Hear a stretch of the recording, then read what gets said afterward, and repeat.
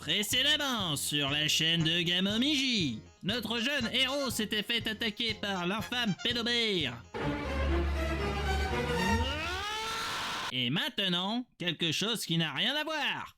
Et salut tout le monde, comment que ça va bien? Aujourd'hui, nouveau tome 1 avec Slice of Life.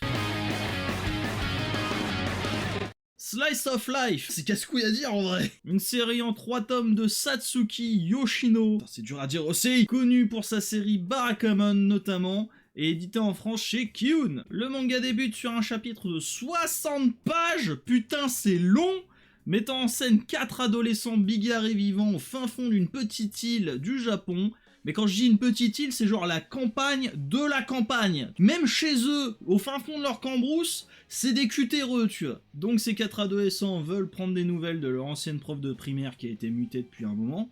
Et pour cela, ils vont devoir fouiller aussi bien aux 4 coins de leur petit trou paumé que de leurs souvenirs. Putain, c'est beau ce que je dis. Et c'est qu'on commence à s'y attacher, hein, à ces 4 petits gars.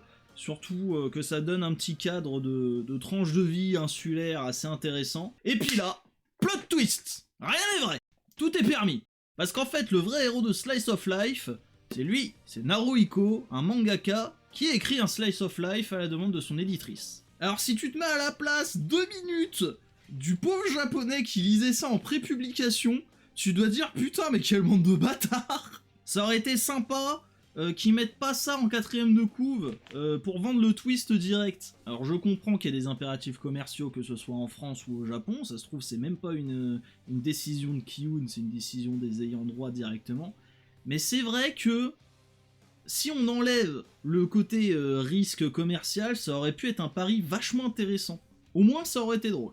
Donc cette histoire nous plongera dans le petit quotidien de Naruhiko, un mangaka complètement asocial et qui n'arrive pas à percer dans le milieu avec ses mangas de fantasy, et donc qui se laissera convaincre, dirons-nous par son éditrice, de se lancer dans un Slice of Life. D'ailleurs, meilleure éditrice du monde parce qu'à la base le gars il voulait faire un isekai. Il va donc se lancer dans une histoire de tranche de vie en s'inspirant directement de son environnement immédiat, c'est-à-dire le fin fond de la campagne profonde d'une petite île du Pacifique. Et c'est là que ça devient intéressant parce qu'on va suivre un peu toutes les étapes de pré-production d'un manga, de l'œil déjà du mangaka et en plus d'un petit mangaka, donc on va voir plusieurs étapes, on va voir le storyboard, la recherche d'images, la recherche d'informations, que du coup il doit s'adapter aux avantages et aux inconvénients de sa petite vie. Donc les inconvénients c'est qu'il va galérer à avoir du matériel, par exemple des trames, des plumes, c'est ultra chaud à trouver dans sa petite île parce qu'il y a juste une petite papeterie.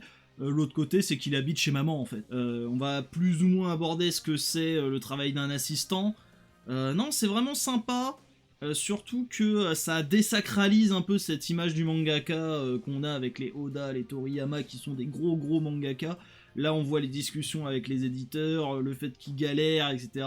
Aussi le fait qu'il n'y a pas que la passion qui l'anime, hein, il y a aussi une bonne part d'appât du gain et de célébrité. Ce qui est rafraîchissant, c'est pas un mauvais point parce que c'est pas narcissique, c'est un sentiment profondément humain, je pense qu'on pourra se l'accorder, et ça participe à l'identification et à l'humanisation du personnage, c'est un très bon point. En bref, ça reste instructif, drôle, et aussi terre à terre quand même, on vous prend pas pour des cons. Et c'est aussi drôle de voir dans les situations de merde dans lesquelles il se met, parce que plus asocial tu meurs, le gars il a peur de la lumière du soleil limite. Il recroise un mec qu'il connaissait au lycée, il se décompose. C'est génial. Et dernier point intéressant, c'est qu'on sent que c'est un manga quand même assez semi-autobiographique. Je m'explique. L'auteur étant lui-même natif d'une petite île du Japon qui a sans doute fortement inspiré celle du manga, on sent une certaine sincérité qui donne un petit cachet à l'œuvre. D'autant que c'est plus ou moins le sujet inversé de Barakamon, donc tu vois que le mec, il sait de quoi il parle. En conclusion, si vous aimez les Slice of Life, que le monde du manga ou le mode de vie des vrais mangaka vous intéresse un tant soit peu, ou si vous aimez cette petite vibe de campagne japonaise, vous pouvez foncer sur Slice of Life, c'est super cool. Cette vidéo est maintenant terminée, je vous invite maintenant à la partager, à liker, clocher, vous abonner à la chaîne. C'était Gamo, des bisous et ciao!